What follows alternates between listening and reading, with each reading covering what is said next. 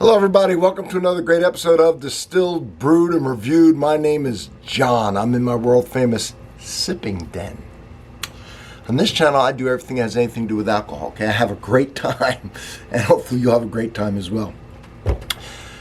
So when I say everything has, and not only do I do everything that has anything to do with alcohol, I do a world famous coffee review that I post every Sunday. It's a beautiful day.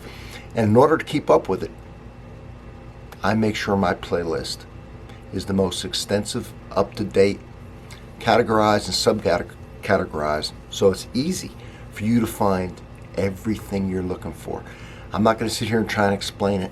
If you just look at it, you'll see what I'm talking about. You'll be amazed. It is the best one on YouTube. There's no doubt about it.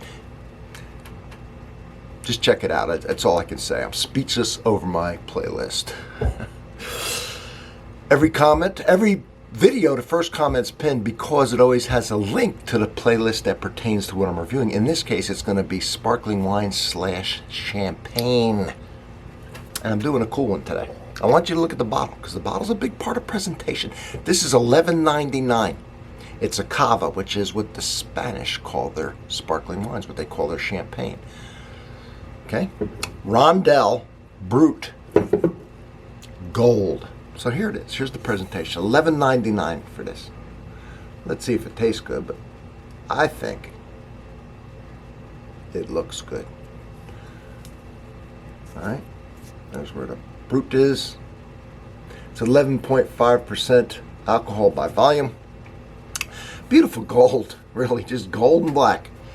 Rondelle Gold Brut since 1949. Rondelle Gold is the perfect companion to brighten up your celebrations. There's something cool about this. It's going to come up here in a second. The quality sparkling wine created for you, expressive and elegant. A-quality. I'm sorry, it's hard to read this. For me, my old eyes, you know. With fine bubbles, its delicate freshness on the palate precedes a burst of exquisite floral aromas and a delicious fruity flavor. Produced sparkling wine fermented in this bottle. That is how the finer champagnes are done. There's a few methods of fermenting champagne, but the most expensive one, and one that all champagne, actual French champagne from the Champagne region of France does, is ferment it in the bottle.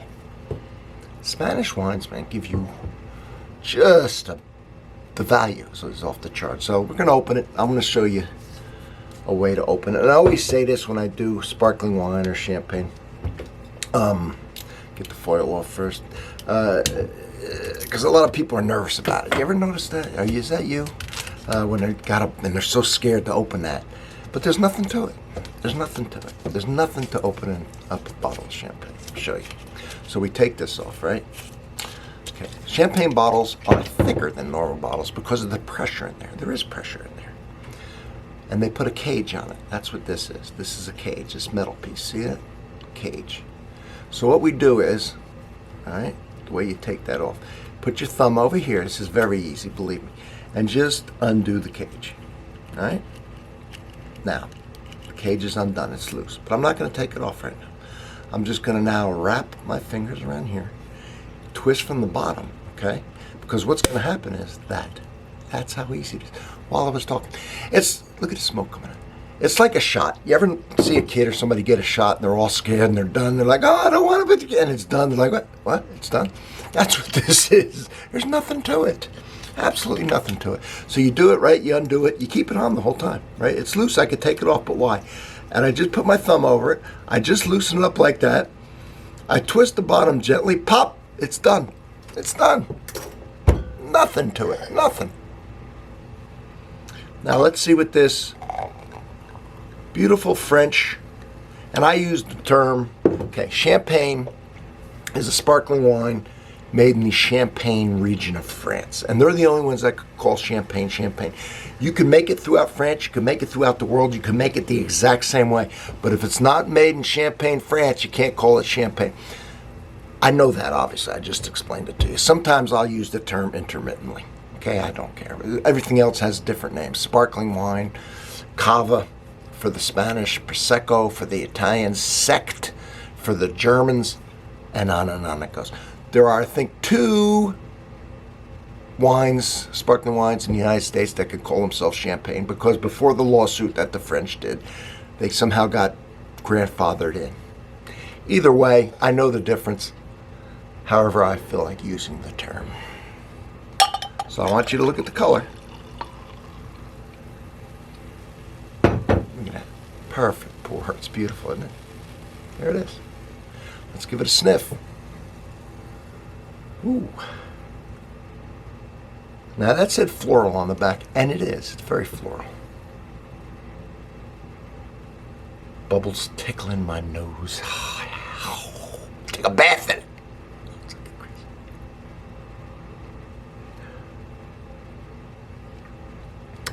Crisp, fresh apple and pear. What do you think of that? I'm excited to try it.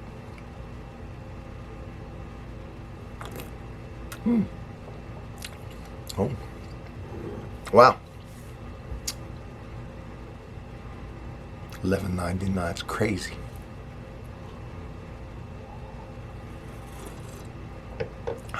Rondelle Gold, man. It's good. What kind of color matches? It's Brut, so it's dry. But because of the fruit, the fresh fruit taste, it tastes sweeter than it is. It's not sweet, but sometimes people confuse the fruitiness with sweetness. Dry champagne, very fruit forward. What I smelled. This is what I think most of you will get. Apple, fresh apple, and/or fresh pear, and/or a kiss of melon. That's what I'm getting out of this. That's what I think you'll get, some combination of it. Nice bubbles. You can, if it'll focus. There it is. This would be good for a mimosa because of the price. And you always want to use an expensive one that tastes good. You still want it to taste good. You can have a glass of it without the mimosa. That's this. Put it in the mimosa, in the orange juice. You didn't spend a fortune. You got a quality sparkling wine in there. And then you put the bottle next to it, or before you open it, right? Sitting there next to the punch bowl. Beautiful looking presentation. So going for that. And you always want to use a Brut, because the orange juice is kind of sweet. You want a drier champagne. And you want to use, you don't want to use a rosé, because the orange with the kind of pink will make it look brownish. So this will be a good one.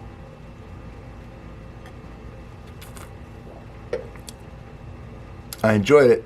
It's good. It's great for the price. All right. That, my friends, is a thumbnail. Cheers, everybody. I'll see you on the next one. I'll have this linked to my champagne sparkling wine playlist. Check out those babies. Yeah, I'll never forget it.